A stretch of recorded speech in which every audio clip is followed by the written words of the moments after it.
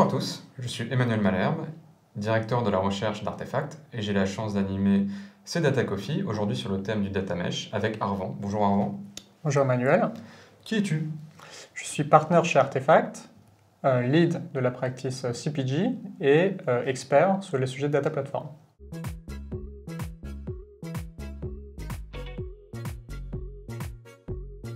Et donc c'est parfait, puisque justement on parle du Data Mesh, tout le monde en parle, mais qu'est-ce que c'est au juste? Alors le data mesh, c'est un sujet effectivement très en vogue en ce moment, mais relativement récent, même à l'échelle du data et du digital, vous savez, qui évolue super vite. Donc c'est été inventé en 2019. C'est un concept qui est en fait une approche d'architecture data décentralisée, orientée autour de domaines de données. Et en fait, ça se présente plutôt en opposition à l'approche traditionnelle des data warehouse et des data lakes, qui avaient toujours une approche très monolithique de la donnée, où toutes les données étaient centralisées. Le data mesh vise à régler trois problèmes récurrents qui arrivent dans les approches traditionnelles, qui étaient premièrement la question de l'ownership de la donnée. En fait, il n'était jamais clair entre les équipes infra et les équipes business au niveau des sources qui était le propriétaire de la donnée. Le deuxième problème que le data mesh vise à régler, c'est sur la qualité de la donnée. En fait, le travail de qualité traditionnellement était dans les équipes infrastructure, mais ils ne sont pas des experts métiers. Donc ils ne sont pas capables de juger la qualité réelle de la donnée et d'apporter les corrections nécessaires. Et le troisième problème qu'adresse le data mesh, c'est le problème de scalabilité. Dans les systèmes, les organisations traditionnelles, les équipes centrales étaient un goulot d'étranglement dans tous les processus d'ingestion, de transformation, de mise à disposition de la donnée. En fait, le data mesh, en distribuant ce travail, accélère tous ces efforts de mise à disposition de la donnée.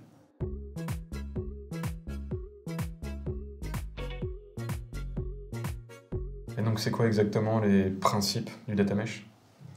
Alors les principes du data mesh, en fait, il y a 4 blocs. Le premier grand principe, c'est la structuration de l'architecture autour de domaines de données, ou de data domaines. Ces data domaines sont des blocs homogènes qui mirrorent le business. Par exemple, un domaine va être relatif au produit, un autre domaine va être relatif au client, ou un domaine peut être lié à la supply chain. Et donc en fait, ces data domaines vont être propriétaires de la donnée en end-to-end de la vie de la donnée. Le second bloc, c'est le fait que la donnée est considérée comme un produit. Elle est traitée tout le long de la chaîne de valeur de la donnée, c'est-à-dire depuis l'ingestion, sa transformation et sa mise à disposition. Le troisième bloc, c'est la gouvernance fédérée de la data. Comme on l'a dit, elle est structurée par domaine, et donc la gouvernance de la donnée se fait par domaine. Mais pour garder de la cohérence, on parle de gouvernance fédérée parce que chacun des domaines doit suivre les mêmes lois, les mêmes règles, les mêmes principes, les mêmes outils, afin de s'assurer de la qualité de la mise à disposition. Le quatrième bloc, c'est la data platform en libre service. Et donc là, c'est une boîte à outils, un ensemble d'outils communs à l'ensemble des domaines pour justement faire ce travail d'ingestion, de transformation de la donnée, mais également sur les thématiques d'accessibilité, tout ce qui va lier à la sécurité, par exemple, de la donnée. Donc, tout le travail autour de ces 4 blocs, la construction de data domaine, la gestion du produit, de la data en produit, la gouvernance fédérée et la plateforme commune, visent justement, via la décentralisation, mais à une plateforme commune, d'assurer la cohérence de la mise à disposition de la donnée et dans ce qu'on appelle une interopérabilité entre les domaines, de sorte à ce que toute personne dans l'organisation puisse consommer de la donnée sûre et en qualité provenant de toute autre part de l'organisation.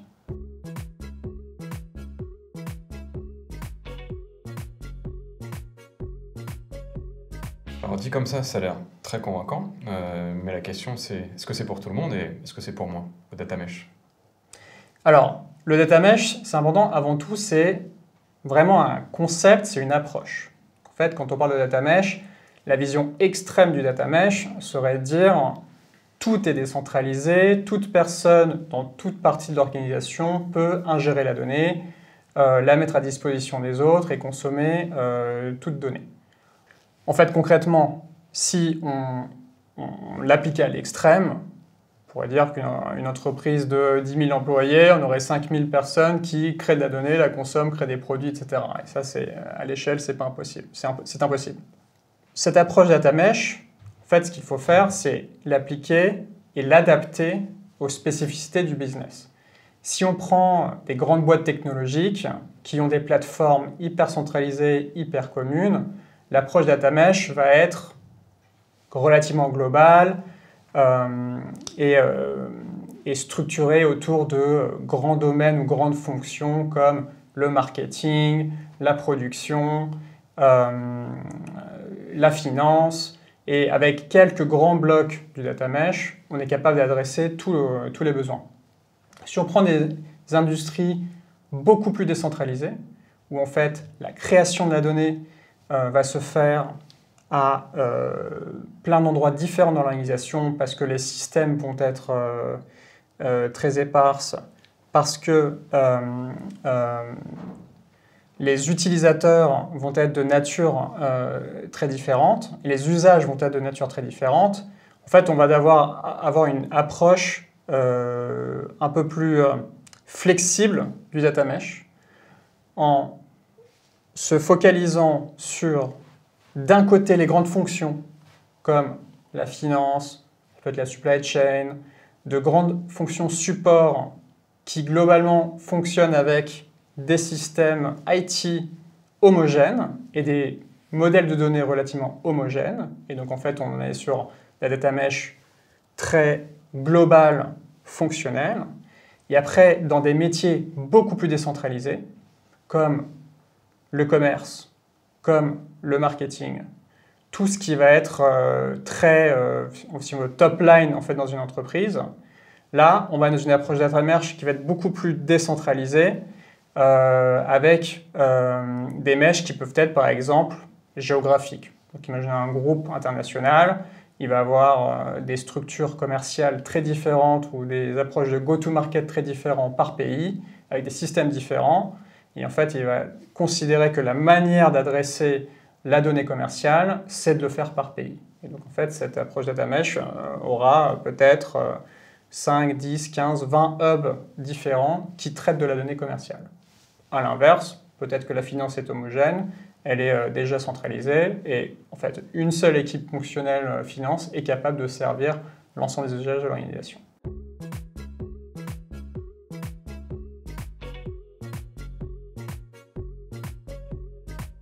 Et donc si par exemple, je suis une entreprise qui a déjà commencé ma transformation digitale, avec par exemple déjà un data lake existant, comment je vais relier le data mesh à l'existant?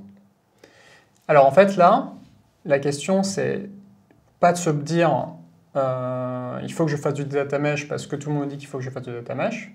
C'est vraiment revenir aux problèmes business auxquels j'essaie de répondre. Et concrètement, quand on revenait à la définition de data mesh et pourquoi c'était né, c'était vraiment est-ce que j'ai des problèmes de qualité? Est-ce que j'ai des problèmes de scalabilité? Ou on va dire même de vitesse. Donc on peut dire time to insight par exemple. Et est-ce que j'ai des problèmes organisationnels d'ownership?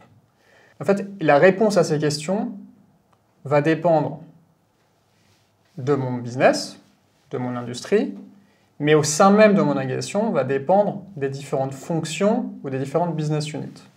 Et donc, quand on applique l'approche data mesh, en fait, qu'est-ce qu'on fait? On dit quelles sont les parties de mon business, de mon IT, de ma data qui sont relativement homogènes et centralisées, et du coup, bah là, j'ai pas de problème, donc en fait, j'ai pas besoin de changer d'approche. Par contre, quelles sont les parties de mon business dans lesquelles j'ai des difficultés, qui peuvent lier à la qualité, à la scalabilité, à la vitesse ou à l'ownership. Et c'est là qu'en fait, l'approche data mesh, le frame data mesh, va me permettre d'apporter des réponses, qu'elles soient technologiques, qu'elles soient organisationnelles, ou qu'elles soient plutôt de mode de travail. Et donc en fait, en ayant répondu à ces questions, je peux avoir mon approche différenciée entre des domaines de données généralement facilement gouvernables au central et des domaines de données que je vais décider de décentraliser en termes de gouvernance et du coup en termes de plateforme et du coup appliquer le data mesh.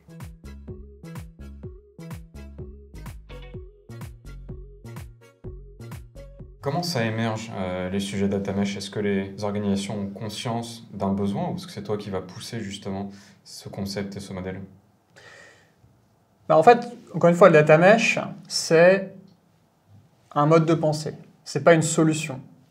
Donc en fait, normalement, les organisations, elles ne se disent pas il faut que je fasse du data mesh, de la même manière que on ne va pas nécessairement se dire il faut que je fasse du Six Sigma, ou il faut que je fasse du Lean, ou il faut que je fasse du product. En fait, toutes ces solutions, tous ces modes de pensée sont des manières d'arriver à des fins. Et donc, en général, les organisations vont se poser la question, est-ce que j'arrive à avoir de la donnée en qualité? Est-ce que j'arrive à déployer des use cases ou des produits analytiques? Est-ce que j'y arrive dans les coûts? Est-ce que peut-être que j'y arrive, mais en fait, j'ai déployé des ressources infinies pour y arriver? Et donc, c'est là que l'approche data mesh va être une manière d'aborder ces questions-là et une manière de s'organiser. Mais lancer une transformation de l'IT data mesh parce que on se dit que c'est en vogue, c'est important, mes voisins le font, c'est pas la bonne manière d'aborder le problème. Très bien, donc c'est vraiment de commencer par le problème à la source auquel le data mesh peut répondre.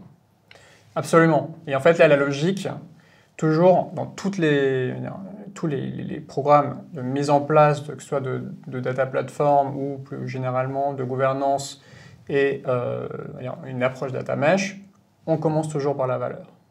Et quand on parlait plutôt des modes d'organisation qui peuvent dépendre des différentes fonctions d'une entreprise, en fait, même dans le déploiement de ces organisations, la priorisation qu'on va faire sur la mise en place du data mesh sur telle ou telle fonction ou sur telle ou telle géographie, en fait, tout ce travail de priorisation doit être d'abord motivé et justifié par le gain business qu'on essaie de générer en termes de cas d'usage.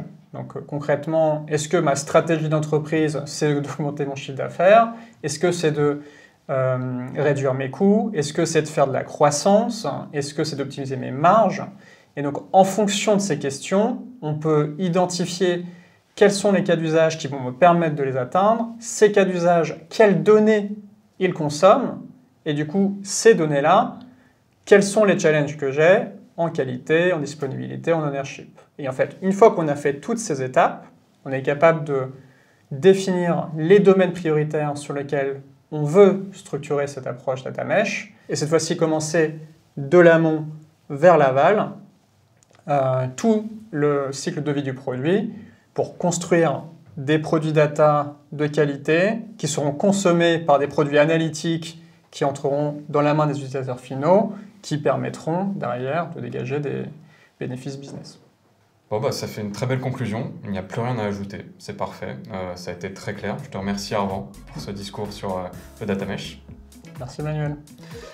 Et je vous donne rendez-vous pour le prochain épisode du Data Coffee de la plateforme The Bridge.